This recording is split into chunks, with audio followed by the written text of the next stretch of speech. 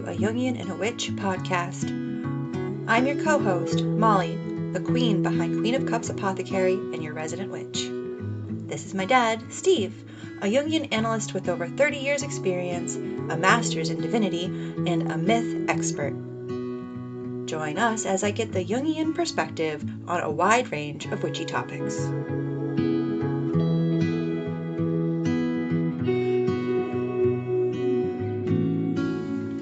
Hello and welcome to another episode. Today we're talking about dreams. What are dreams? What happens to our brain while we're dreaming? Why are they important? Why should we pay attention to our dreams? What is the dream ego? And why are dreams so important for Jungian psychology? I hope you enjoy our discussion.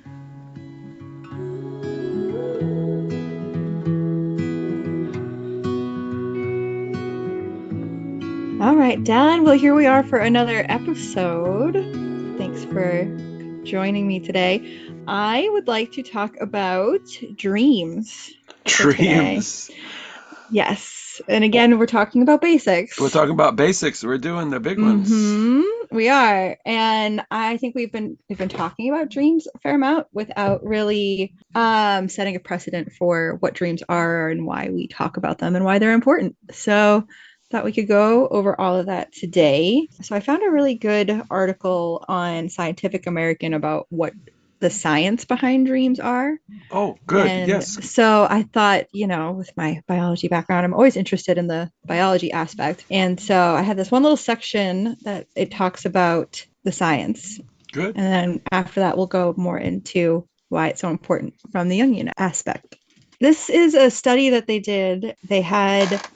It's only about 75 people, but they had them do a sleep study.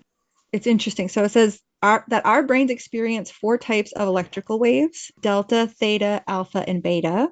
Each represent a different speed of oscillating electrical voltage. And together they form EEG, which encephalograph. Yes, thank you. EEG. Yes. And so what the researchers did is that they used is it an EEG machine, right? To calculate what different stages that they were in during their sleep. Our dreams, when we dream, is when we're in REM sleep. That's correct. Yes. And they woke the students several times and asked them to fill out dream diaries, or if they had dreamt or not, and what they could remember. And so what they found was that it indicated that people who are more likely to remember their dreams when they're directly woken up after REM sleep. So that makes sense to me, right? Because you're dreaming in REM, and if you're woken up immediately after. And remember, REM means rapid eye movement. Yes. Rapid eye movement. Exactly. And it said the participants who exhibited more low-frequency theta waves in their frontal lobes were also more likely to remember their dreams. And what's interesting about this is that this theta wave is the same thing that occurs when they are looking at people's brains while they are bringing up memories. And so I find that really interesting, because there's also these other theories when you look into dreams that talk about how they're just merely like electrical brain impulses. They're just random, that they're not, it's just our brain's way of sweeping and cleaning, and that they're not really meaning anything. But this other study that's more recent, I find it really interesting that it's connected to these same parts of our brains that are connected to us literally remembering things.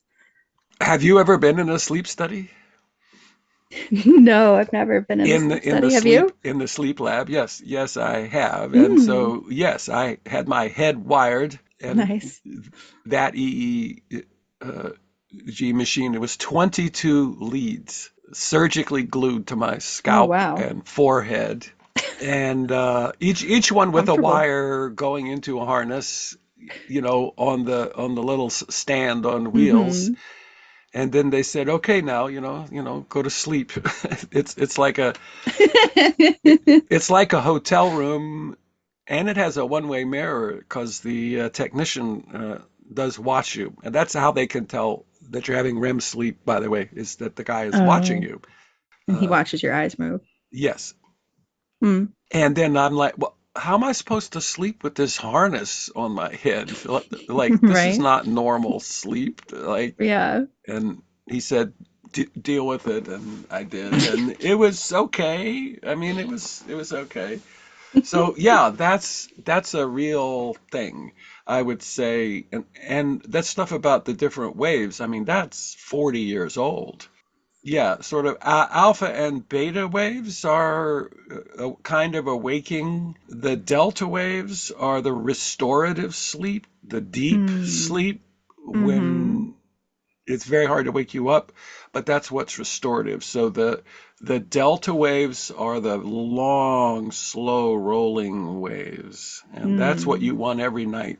Uh, Okay. for people who have sleep disorders, and there are many sleep disorders, and almost half of people have sleep problems sometime in their life. I mean, and Yeah. but a disorder is not a problem. A disorder is sort of even more profound and Yeah. disruptive.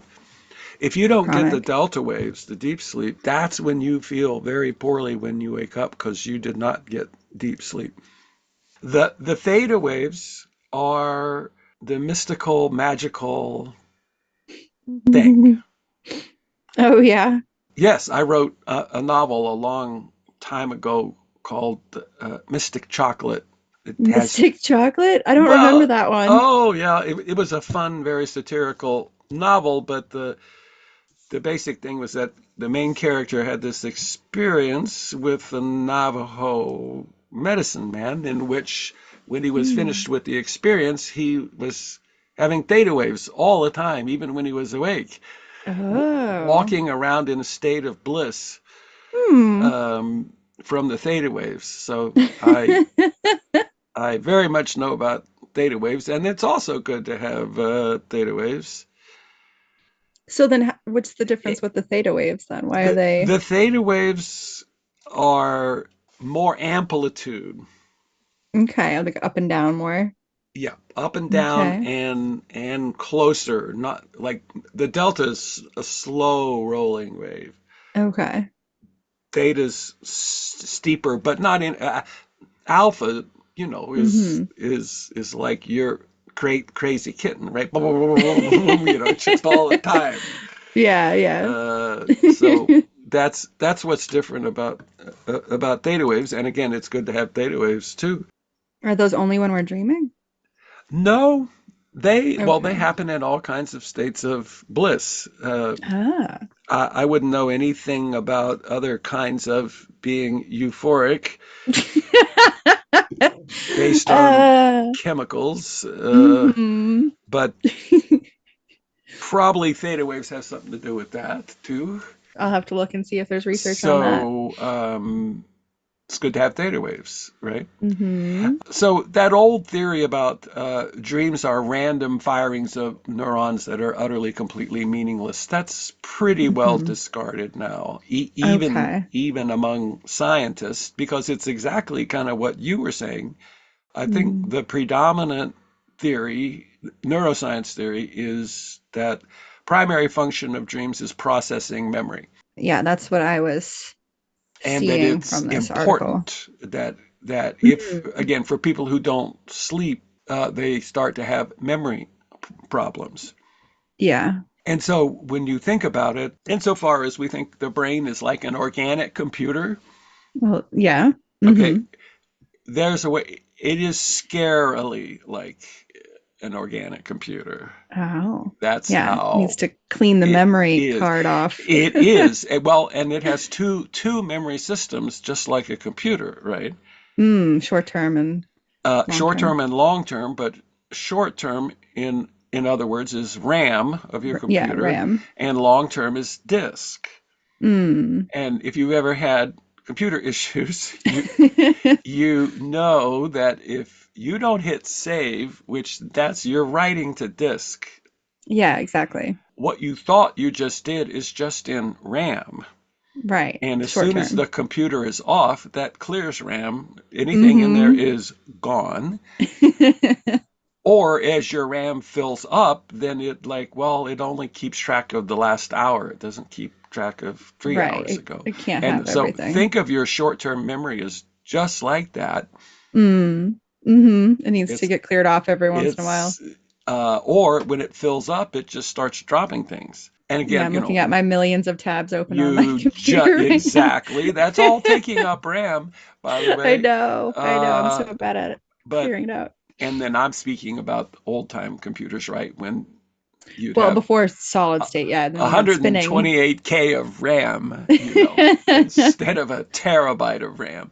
But Right. there you go. So the dream or memory processing is that the experience, fresh experience of the day, which is in RAM, has to be written to hmm disk, which in this case in the brain is partly the hippocampus and partly the hypothalamus. Trying to remember where those are in the brain. They're kind of in the middle. In the middle. Kind of Okay. in the middle. That's where theoretically memories are stored in disk, in And yeah, long term form. long term. Okay. In that, and then a dream also. When you think about memory, if it were again on your computer, it would be a huge file, a memory. Right. Yeah. Every day is a huge I mean, file. I edit some video, and those are the biggest files, especially like, HD video. Very big. It's huge. Well, it's can be 10 gigs Yeah. And that's, I think, 4K for now. People have much less for massive files. 4K, and like that's a 20-minute video is 10 gigs. hmm And why? Because there's so much information Yeah. and different channels. It has to keep track of colors. It has to keep track hmm of sound. It has to keep Right. track of motion. Exactly. Now think of trying to store a memory. And the interesting thing is, so memory is not only the visual like a video that is stored, it's Yeah. all the other stuff. It's Exactly. the It's sensation, how the cold sense, or warm, the smell, feeling. and the feelings. Those are hmm all recorded in this video So it has way memory. more tracks than an HD video does. And think how long that would take to process if you were Oof. saving that to disk. hmm And also, you're leaving out the filing system, uh, which you mentioned out.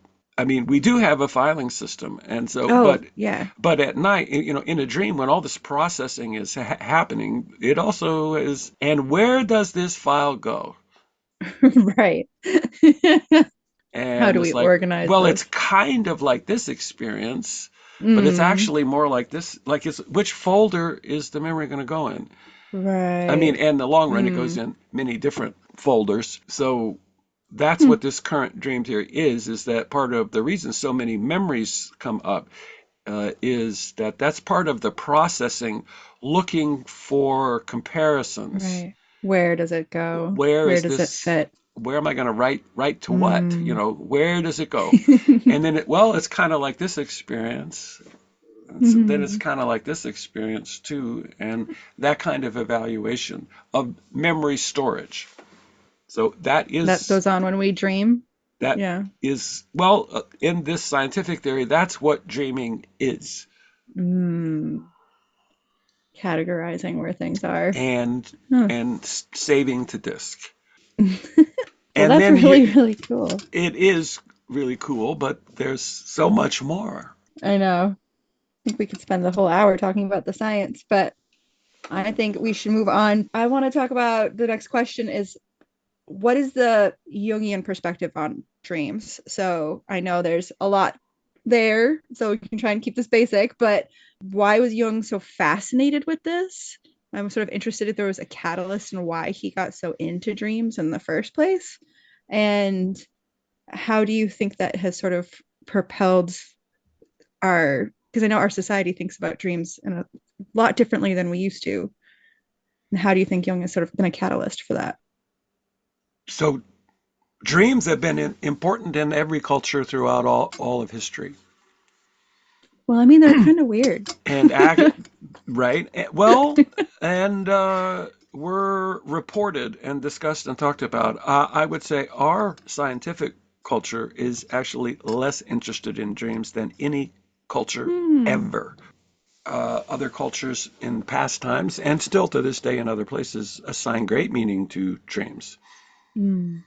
Jung is sort of anthropological research, Yeah. traveled to Africa, Uganda, and Kenya, and he traveled to Taos, New Mexico, and the Hopi, and he traveled to different mental hospitals in the United States to compare dreams. Mm.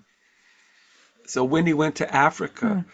among the Elgani people, which is something like neighbors of the Maasai or something like that. Okay. He asked them about their dreams, and then when he went to see the Hopi, he asked them about their dreams. He asked everybody in different cultures Hmm. about their dreams. He did tell a story that in Africa, he asked the Laban, the medicine man, Hmm. about dreams and the importance of dreams in their culture. The medicine man said, in the past, the dreams told us when the rains would come and when it was good for the hunt and when to move in the dry season. The dreams told us this. Since the British have come, the overseer knows everything, so we no longer have dreams. Oh, that's kind of sad. Isn't it?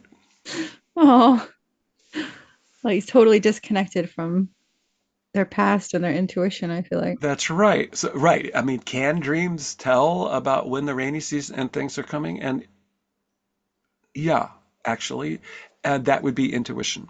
Very good. Hmm.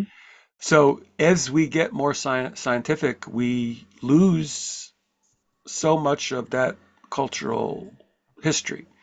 In the Hebrew and Christian Bible, for instance, there are Mm. many, many dreams, Okay. many dreams that are reported and are very classic, important, big dreams. So you have Jung graduating as a doctor in 1900. That's when he graduated from medical school and then begins working as a psychiatrist at the Berkholtzli Clinic. Mm. And then he soon found, just like Freud, that people just started talking about their dreams. Unprompted. Unprompted, that it Yeah. was kind of unavoidable. Mm. That makes sense, though. It does. So Freud, again, in the Jewish tradition, dreams are very important. You know, rabbis talk about dreams, and you take your Okay. dream to the rabbi. So Freud grew up with tradition of people discussing their dreams. And Okay. then Jung, because he was raised in the country, not in the city, he was used to a great deal of folk ways, folk legends, myths, Okay. old wives' tales. I mean, everybody, Nice. you know, Yeah. in the country was not a sophisticated scientific Right. Swiss modern person. And so again, he having that background, he just took it for granted. Mm. And especially on his mother's side, there were several family members who were psychics. Psychics. Yes, indeed. In fact, he had to write his thesis for medical school, and he wrote it on a medical case study of a medium. That's really And interesting. I didn't know that he had a background like he that. went to the seances and reported how Really? the medium acted, the different sort of entities she channeled in her And he was doing it mediumship. from like a scientific He perspective? did. Well, it was his dissertation Well, yeah, turned yeah. in to be a doctor. And by the way, he concluded that these different things that happened in the mediumship was because she had multiple personality disorder. And the Right, of different course. entities who appeared were part of her Her different. split off. Okay. Now, he failed to mention in his dissertation that the medium was his cousin.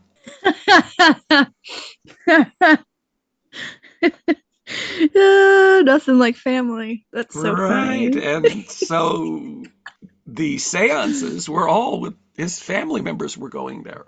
Right, right. And the people she was contacting were all his family members and stuff. Oh, jeez.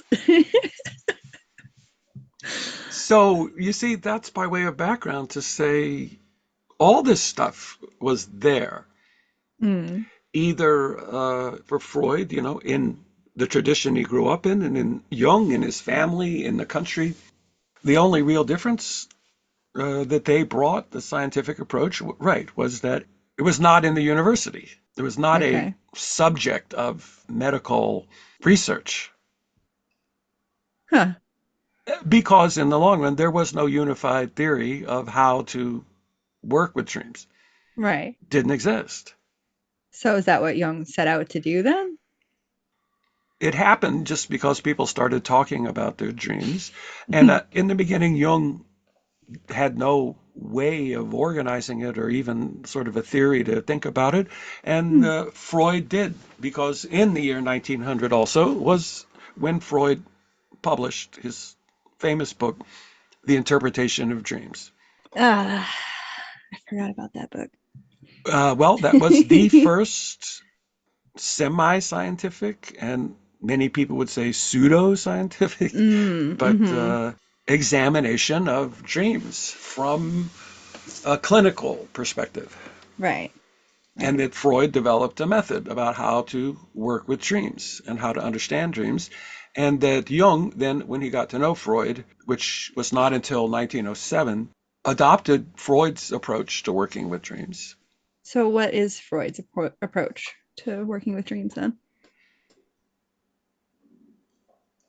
That's okay. Basically, Yeah, short Cliff Notes version. so the Cliff Notes version are as a scientific theory, like we discussed when we started.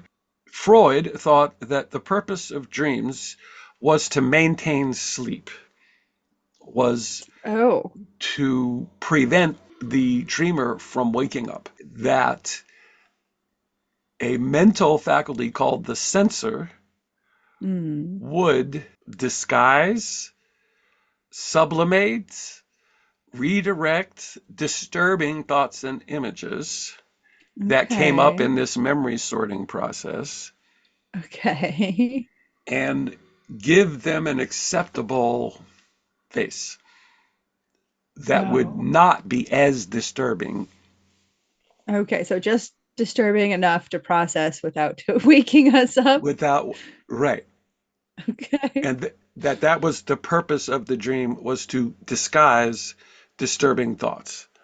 So they did not wake the dreamer. This is Freud's dream, It's dream theory.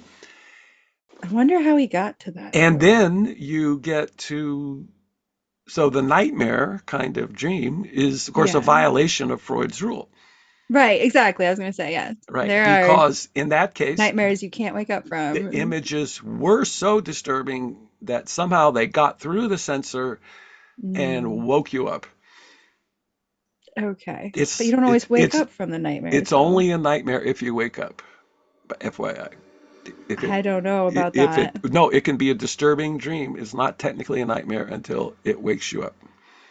Really? hmm So then, I what didn't does know Freud that. do with that? Like, well, what happened to the censor then? This, Mm, this was so disturbing that it interrupted sleep, and he thought that yes, there really is content that disturbing. oh, In and then Freud brought another idea that had been cooking, but he brought it to the forefront. The idea that where does all this come from? And it comes from the unconscious. right. Everything in dreams comes from the Mm. unconscious. Although he's still on the memory processing theory, even though that's not what he called it, but Mm-hmm. that the dream starts with the day residue. That's what it's Right. called. The day residue is what Okay. happened during that day that needs to be Mm-hmm. processed. And so that's, when people say, well, why did I have this crazy dream? Well, I watched this movie and that's Mm-hmm. why I had this dream. That would Okay. be day residue. Right. But I mean, you can have dreams of things that you've never seen before. Exactly. And as I say to people, well, that's fine. Yeah, perhaps it has to do with the movie, but during the day, you watched 18 YouTube videos and you watched two movies and four television shows, plus other things happened in the day, and you didn't dream about them. So why did you dream So what's about the this one? selection process that it Mm. takes images from this movie? And if you watch a movie tomorrow, then there'll be no dream whatsoever. So Hmm. it's Weird. there's a whole lot more to it than just a day residue. You see Right. what I mean? For sure. Yeah. Yeah. It's not the only contributing What factor. about, when you dream about the friends you had in elementary school and Yeah, you have not seen them since elementary school? that's true. It's really pulling one from deep in there. Hmm. Yeah. So Jung first adopts Freud's way of working with it. The primary thing that I hinted at was that Freud talked about two levels of the dream, every dream. Okay. This, very famously, the so-called latent dream and the manifest dream. Okay. So the dream that you remember and can write down, say out loud, is the manifest dream. Mm. And Freud's theory is that that is not the real dream. That is a product Right. that has been worked on. The latent dream is Hmm. the dream that you can't see or know. So that's one way that Freud also uses Kant, because everybody in the German-speaking world was Mm. influenced. So latent and manifest is the same thing as the phenomenal and the transcendent, but which you can't see the transcendent.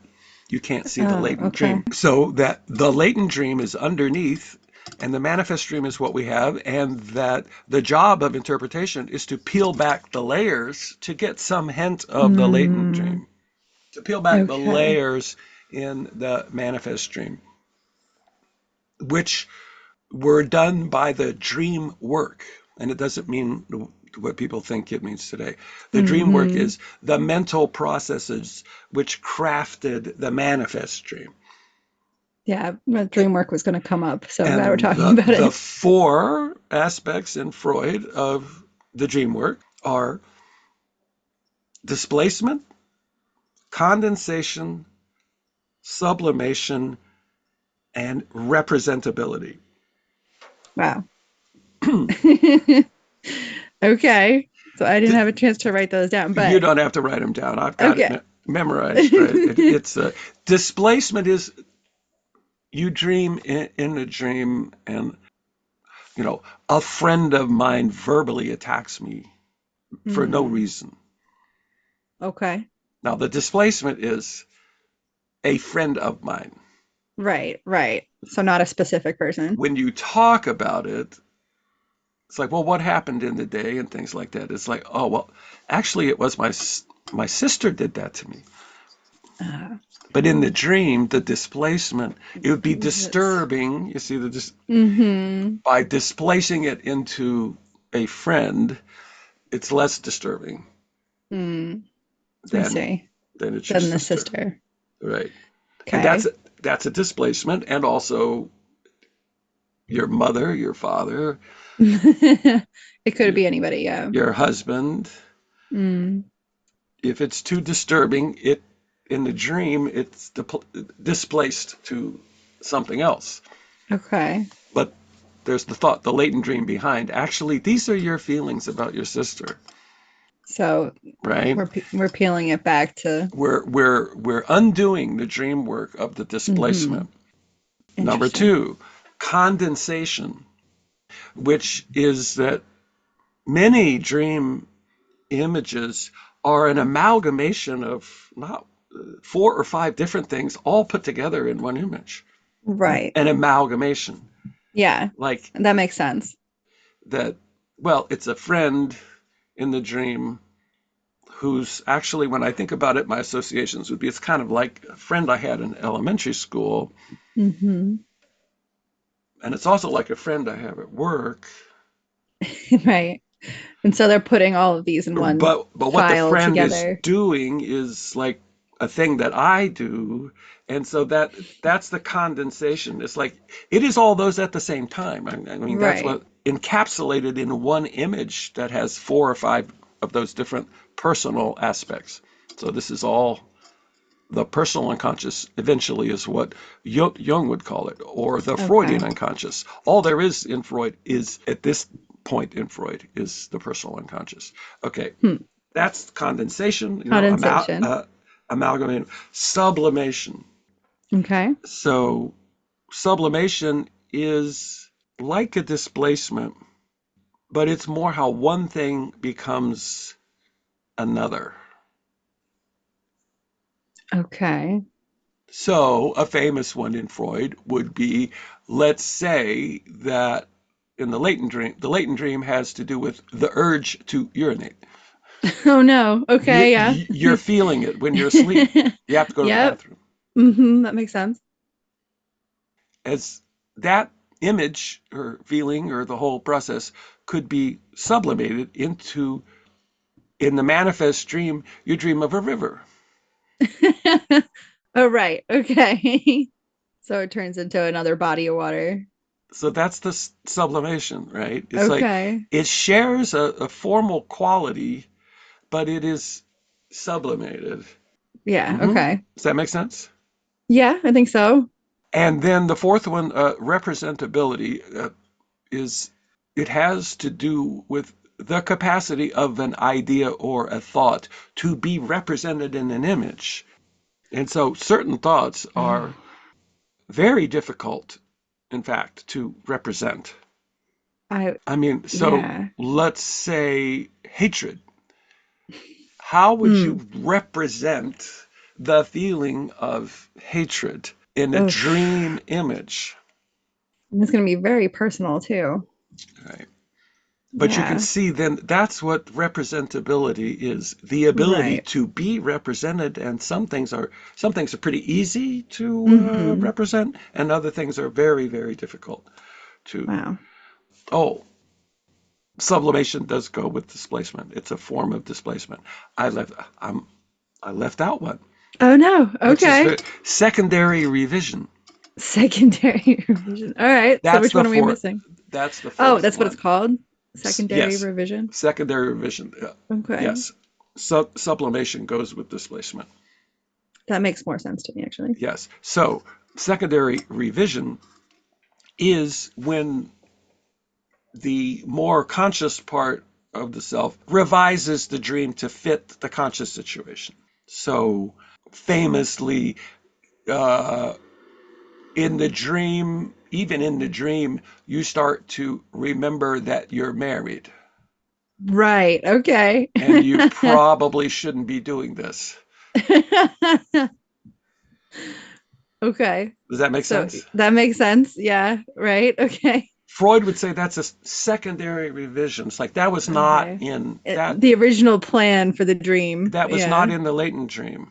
I feel like that happens. I remember I'm a mom all the time in Yes, my dreams. in the dream you forget you're a mom, but Hmm. then like, oh, and then I remembered I was in the dream, and then I remember Yeah. that's a secondary revision. It's like that's only as you're Hmm. waking up, this other life Yeah. starts to come back, Right. And it's like, wait a and minute. then it gets edited into the story. Right.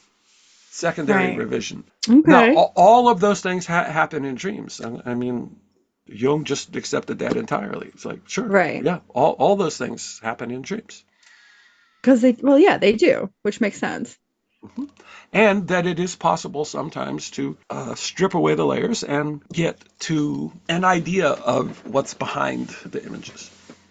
And so, but Jung takes his own turn in all this for sure. He does in a couple of ways.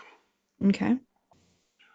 So the first part is a little bit the Kantian problem we talked about last week, is that when you say there's a latent dream, this dream means you want to kill your mother. Okay. Now, the dream has absolutely nothing to do with your mother. It has Mm, absolutely nothing to do with killing, but right. I can see behind the manifest to this Mm. Wish. So this is Freud's wish theory too. The dream is an unconscious wish. I wish to do this. Okay. The Kantian issue is, how do you know? How do you know that this has to Right. do with your mother? Or you, how do Hmm. you, analyst, how do you know that it has to do with your mother when, in fact, your mother is not in the dream at all? It goes back to that inherently unknowable part It does, right? Think and about keeping it that. open, like when we talked about in symbology, that you have to Right. keep it open. But Freud's method is semiotic, or a sign in Jung's way of thinking, right? A one-to-one Yeah, correspondence. they are Well, not keeping you it open. dreamed of an older woman. Oh, by definition, it's always your mother. It's just always flat. It couldn't be anyone else. It's just Right. always your mom. That seems so narrow. One-to-one correspondence. Yeah, See? And then the answer is, well, so limiting. how do you know what if I Right. if I was dreaming about my mother, wouldn't I actually dream about my mother? Like what? See, Yeah, right? that doesn't make any sense. Okay. Yeah, Jung had an issue with that. Yeah, understandably. And that it resulted in what Jung called the monotony of interpretation, Mm, is that mm. every Freudian interpretation in the long run It's the says, same. you want to kill your mother. Well, what about this dream over here? Yeah, yeah, you want to kill your mother too. Well, what about this dream? It means you want to kill your mother. And There's no see, relating. There's that's no the relating. monotony of it. You see what I Oh, mean? yeah, I understand. Yeah, So because going back to like tarot, if I wasn't helping people relate to the cards and I was just like, it means this, this, this, and this, and I don't care if they're relating to it, then exactly. and it's not doing what it's meant to do. I get that. Think about that, right? And right, the Yeah. card means the same thing for every person. I mean, it's just Yeah, that there's no it's a question. one-to-one correspondence. Ugh, how flat. So yes, as we talked about last time, yeah, Jung has a Hmm. completely different way of working with symbols. Not, and he says, yeah, Yeah. that's a sign. What do we treat the dream as a symbol, Hmm. which is the best expression of a relatively unknown fact. Now, there you go. That's the Kantian Right. boundary. It's like, Hmm. you dream of this friend who assaulted you verbally. Right. What does it really mean? We don't know. We don't know. I don't, Right. and I, as analyst, I don't know, and I won't force an Right. interpretation on you. Hmm. It means you want to kill your mother. No, no, no, no. So in that way, the Jungian approach is much more difficult, but much Mm. more rich. Yeah. So that, for instance, I have no, Jung says, I have no idea what a dream means, period. Every time I start, I have Mm. no preconceptions. I have no That's great. theory. I just hear the dream, Mm. and we start with the dream every time as if for the very first time. That's great. So we'll get the first thing is the associations. Right. What So does it mean for you? Right. even more specific. Okay, you dream of a friend. So Right. does this dream image remind you of anyone as a friend? Well, no, it's no one I knew. In the dream, it was not one of my friends. Okay, does it Mm. remind you of anyone you've ever known, or what was Yeah.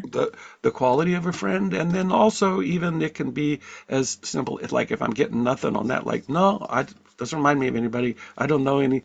Okay, I I got this a long time ago from my first analyst. Okay. Imagine you were a Martian Mm. and someone said the word friend. How would you Oh. explain to the Martian what friend means, what friend is? Mm. I like that. I mean, we can always do that. Like, oh, I just can't think of any personal associations. Okay, Right. friend. Like, what is friend? What is friend? Even mean. Yeah. Yeah, How did they know it and was it's a also friend? then to you. Like, well, Yeah. a friend is a person with whom you share things, Right. Okay. or whatever. There's not Hmm. one answer. I mean, different people would say different things, and you say, okay, that's what. So a person with whom you share things then is attacking you verbally. Right. And then that brings up all sorts of things, I'm sure. It does. Mm-hmm. And then so then another sort of generic move is to say, what situation in your life is like that? Right. Which, again, is going to be very personal and specific. But then now, see, there is not a monotony of interpretation. It's not Right. It's just wide open. because with these personal associations, and I always say this too, the exact same dream dreamed by two different people have very different meanings. Yeah. Yeah. If two people dream the same dream, like this dream where I dreamt I was attacked, verbally attacked by a friend, Mm-hmm. it wouldn't be the same. It's not the same dream in two No, different people. It could be that very, makes very sense. different depending on what it brings up and what they're. Yeah. I'm thinking about our cat example, thinking that was archetypes, but about how the cat means different things to different people depending on what their relationship with cats are. So that makes sense. So you bring up the archetypal, and that's Hmm. then all of this we've just talked about is personal. Right. So we would call that, Jung calls that the personal unconscious. Yeah. Let's One bring over. aspect of everything, kind of always there. Right. But what is different in Jung than Freud or anybody else is the idea of not only a personal unconscious, but the collective unconscious. Yeah. And so That was also the big in thing. dreams, there are images that are very much not personal. They are collective. Hmm. Yes. We have talked about that, which I think is pretty amazing. And then uh, in relating to the collective, the archetypal, Jung's take on dreams is also that there is an underlying process in the dream formation. There's an That underlying process in there's the an dream formation. underlying process which is a natural function, Okay. which he calls in the long run the urge to individuation. That it is a Hmm. natural function of the psyche to wish to grow, Well, yeah. to have an impulse, an underlying impulse towards growth. And the dreams are part of that growth. So And that how so? the selection process, well, why this dream this night? The selection Ah, process. okay. Again, there's the Kantian boundary problem. We can't say that we know Right. why this dream this night. Mm. But when you take enough dreams, a larger sample, there is something going on in the background that seems to have to do with growth. So, for instance, every Mm. dream that a person dreams, right, okay, it has all the personal stuff we just talked about, but it Right. also has various archetypes involved in the growth process. The Okay. That makes sense. shadow, Yeah. animus, like you said, Hmm. there's so many, the trickster. Yeah. And again, the selection process. Why are you having a shadow Mm. dream Like right now at this point. right now? Mm. With the indication that a little bit that something somewhere behind all of this wants you to look at your shadow issue. That's why you're having this dream. Okay. So that we can inherently, because of the fact that we are having a dream at a certain time, we can deduce that it's important somewhere in the subconscious. In the unconscious, we don't Sorry, in the use, unconscious. there you go. Sorry. Uh, yes. And for what Hmm. reason would it be important? Well, Again, but it that's gets the up thing to we can't know, the we can't why, know, but the idea that there is a selection process and there is an intelligence at work, even though it's unconscious. completely unconscious. So Interesting. let us say a developmental process, Right. Okay. and that the dreams are reflective of that underlying developmental process. So at least Hmm. I'm a developmental thinker, and I think about everything in developmental terms. So, for instance, you have, let us say, a person has a 4-year-old child Right. Like me. who has an impulse to play in a certain way, right? Right. Sure. That's a developmental process. That she's going through or that I'm going Yes, through. that she is going through, Right. Yeah, oh, yeah. She's right? It, developing by leaps and right. bounds every Well, day. how does she know what to do to develop? Oh, She doesn't, no. of I mean, course. especially at that age, it just happens She's so unconscious. fast. She is Yeah. unconscious of the Mm-hmm. developmental process and the steps in the developmental process because there are steps. It's like, well, first Yeah. this has to happen, and then that builds on this, and then this has to happen. You see how Right. complex It's it very is? complex. Yeah. Well, how can she do it if she has no idea that it even exists? But it's It just it's happens. the underlying developmental impulse. Yes. Mm-hmm. Yeah. It's a part of Yeah. instinct and nature Right. for a human personality to unfold in a certain sequence, Mm-hmm. right? Mm-hmm. Yeah. I mean, And then I also say there are developmental windows. It's the timing. Like, right. okay, at this time, this is what needs to happen. Right. Right. You And need if to it, learn to walk. You need or to what if learn to it talk. doesn't happen in its appropriate developmental window? Mm. Well, you can still learn it, but it is a whole lot more difficult to come back and retrace a step that you missed. Mm-hmm. Very That makes difficult. sense. So there's also a window about now is the time. Now is the time for gross motor development, right? Do it, do it, do it Mm-hmm. every day. Get Mm-hmm. out, get on the swing set, get on gross motor development. Like, do Right. it, do it, do it. And then now is the time for fine motor development. Yeah. Yeah. And then, draw and do tiny little things with fingers, fine motor development. And again, what is, who is issuing this plan, this sequence of Right. events? That's crazy to think about because And it just happens. of course, yeah, it doesn't just happen. It's developmental. It's development. And Yeah. then, of course, the idea in the long run is that, not only children are in developmental phases, That but we are always in the development development. never stops through the whole Yeah. life cycle. And for Hmm. instance, Eric Erickson identified 8 stages of the life cycle, developmental periods, all the way up Okay. to age 80. That's a lot. That is human, as in every Like, single person goes through this stage wow. at that time of life. Well, and always, I mean, there's always outliers, but And there's always outliers, of course. But for the now, general population. so the idea that dreams are a reflection of that developmental process. Mm, And that's why you have a shadow dream tonight, because now is the time. Now is the right. time to really look at your shadow. Mm. Something knows that. And also, there's a sequence, because what we want in the long run is for you to come into relationship with yourself. Oh. I mean, that's a developmental goal, right? Is to fully Well, oh yeah. When become we're talking about the yourself. shadow. Yeah, yeah. And then it's like, but until you deal with the shadow, you can't move on. Right. So Right. first, see, that's the sequence, the developmental sequence. First, you Hmm. have to deal with the shadow.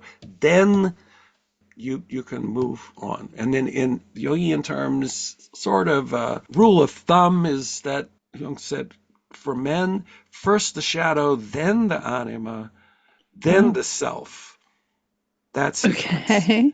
And Okay. then the women analysts pushed back and said for a woman, it's actually first the animus, then the shadow, then the self. And so it's different. But some idea of a Huh. developmental sequence. Right. So let's say when a woman is starting a growth process, it might be that there would be dreams of the critical animus. Hmm.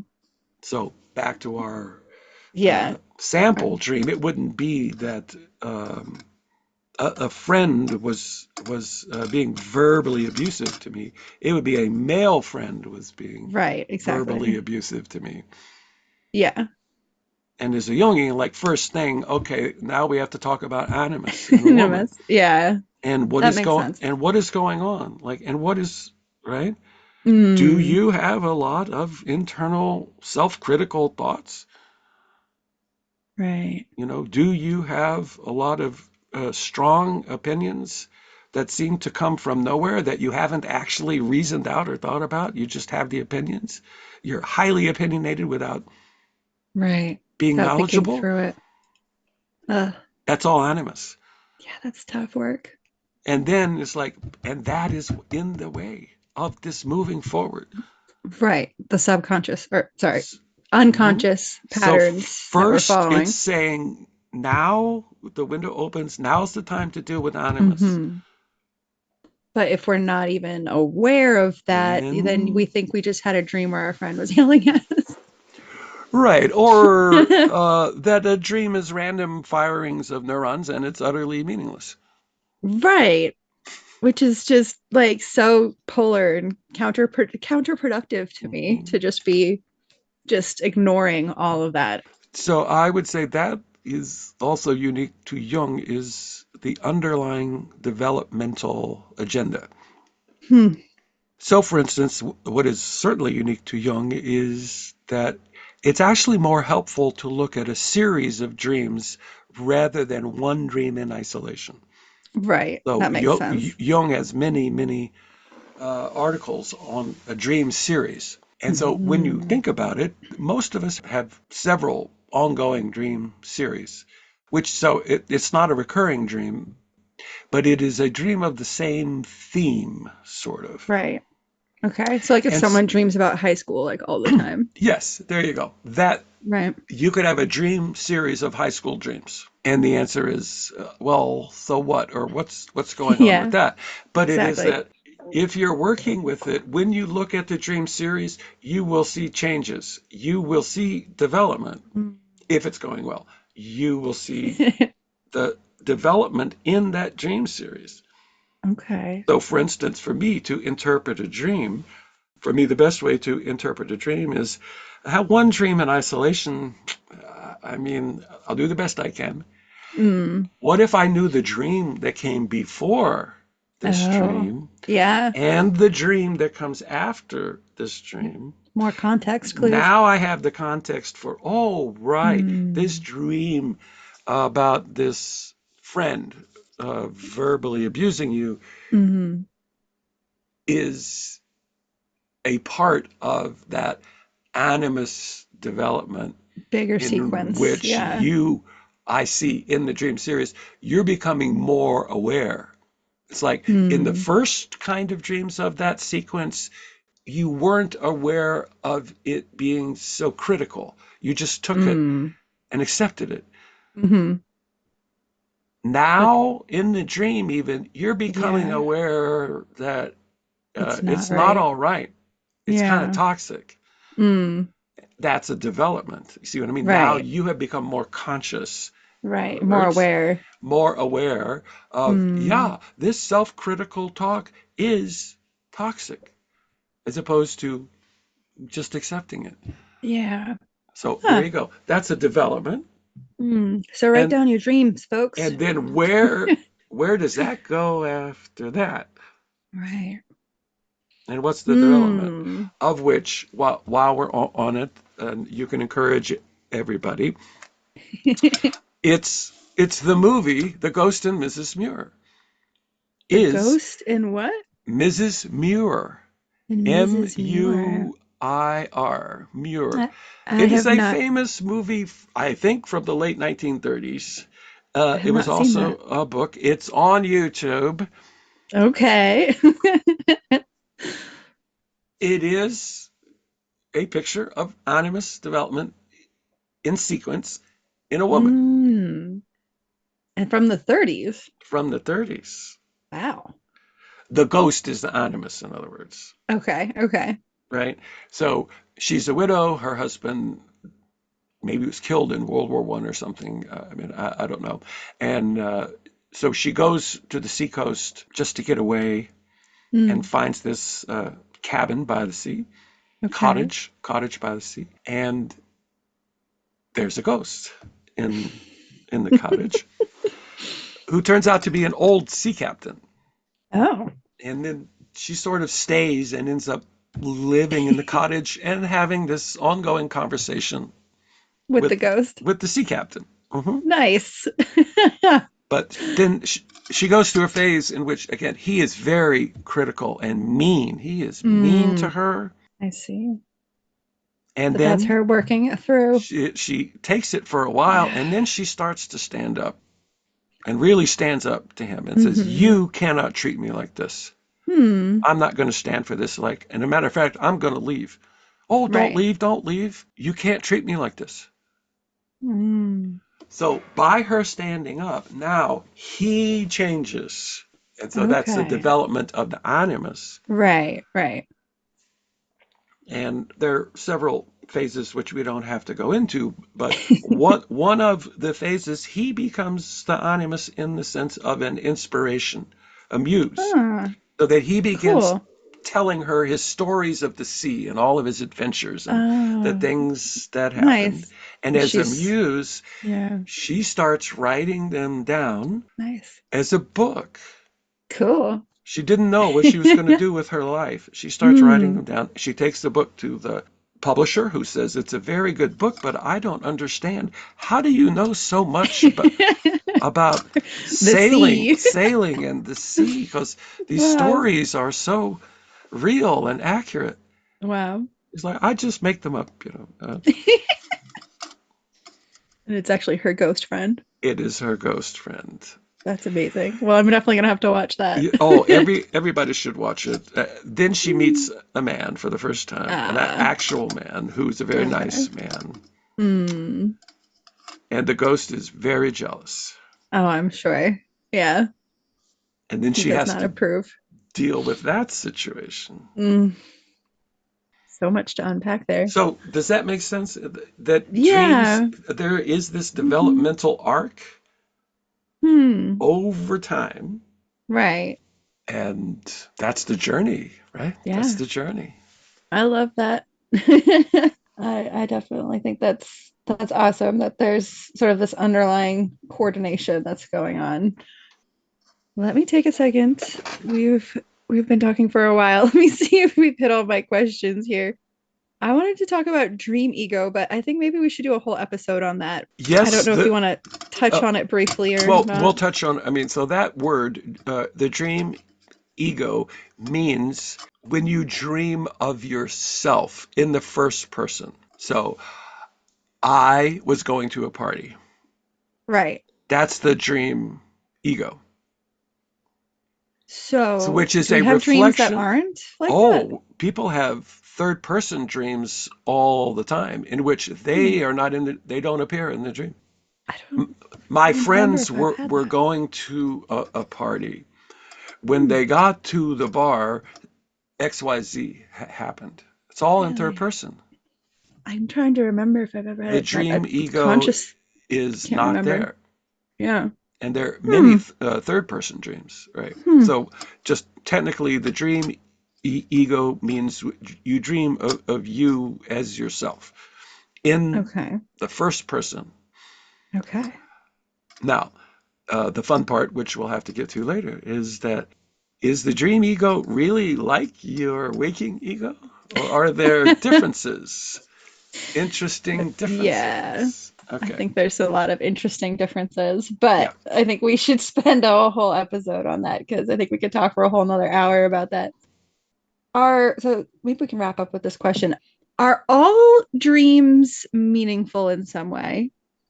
Or do we have dreams that really are just sort of like I know we've talked about hot and flat, but like Mhm. is it that if we really uncover what's underneath a flat dream that it would be something that would turn hot for us? Or can we really just have dreams that just like I dreamt of mac and cheese and it's just mac and cheese and there's nothing underneath?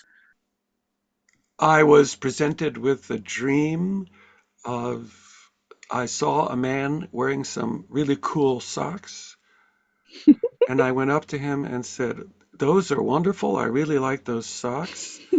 And he said, "Oh, yes, you should try them." should try them. What? Uh, Did she try them or did they try them? I think that's where the dream ended. Okay. That's pretty funny. So, see, that's your question, right? It's like how Yeah. flat is that? And it's sort of technically, if you really dug into the personal associations, Hmm. there might be something. Well, I mean, I can imagine it being something But like trying something new. I in the long mean, run, it's pretty flat. And yes, there are, well, there are dreams in which the meaning is virtually indecipherable. I like that. And then, Virtually so to say they indecipherable. have no meaning is, again, you don't know. Because you're still assigning meaning if you say it has no meaning. So Ah, I got that. it's that, well, what I can say that is accurate is that it's indecipherable to me. I have no Hmm. idea what is going on Remains a here. mystery. Uh-huh. So yeah, that's true. That happens. Hmm. Okay. But Awesome, Dad. in conclusion, I mean, most dreams have a function, Hmm. and that if you work on it just a little bit, then you do begin to see patterns in your dreams. Like I say, Hmm. not a single dream is kind of tough, but a series of dreams, you see patterns, Okay. and that you can learn a lot from the pattern. Yeah, I think so too. Was there anything else you think is really important for us as a baseline as far as information about dreams is concerned? I like what you said that everybody should write down their dreams. Mm. Mm-hmm. And then, when you say write down your dreams, you mean it in your generation.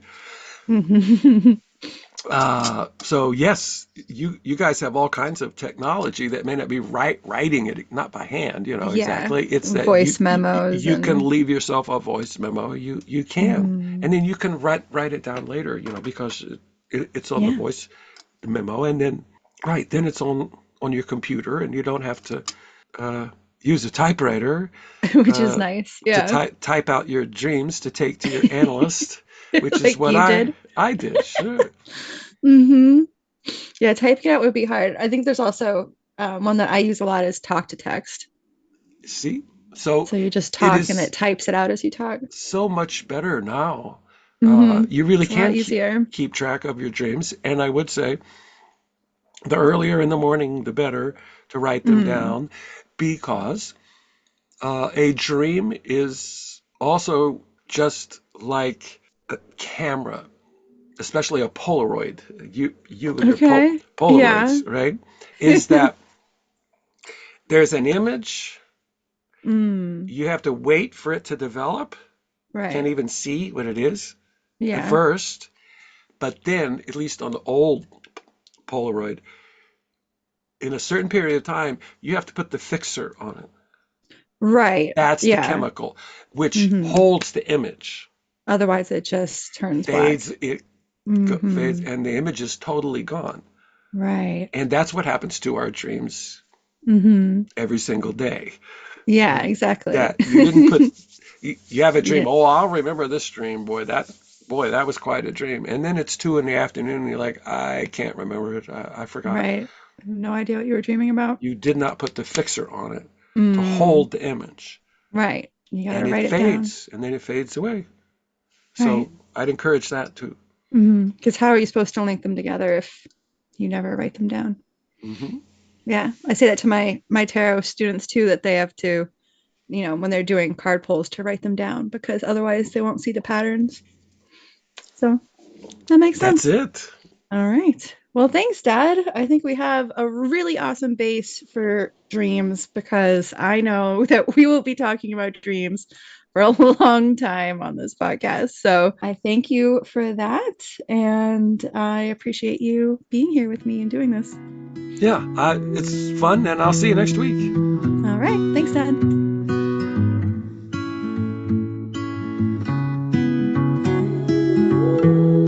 Well, thank you for listening in on our discussion about dreams. If you have any questions, as always, feel free to reach out to us at ajungianandawitch@gmail.com. I would love to start a segment where we ask Dad questions from the listeners. So I would really love to hear about anything you have questions on. Our website is up now. You can go to ajungianandawitch.com and get more info about me and Dad. And for more from me, go head over to my website, queenofcups.com. If you want more from Dad, head over to his YouTube channel, History of Ideas. Thanks again for tuning in, everybody. We really appreciate you, and we'll see you next week.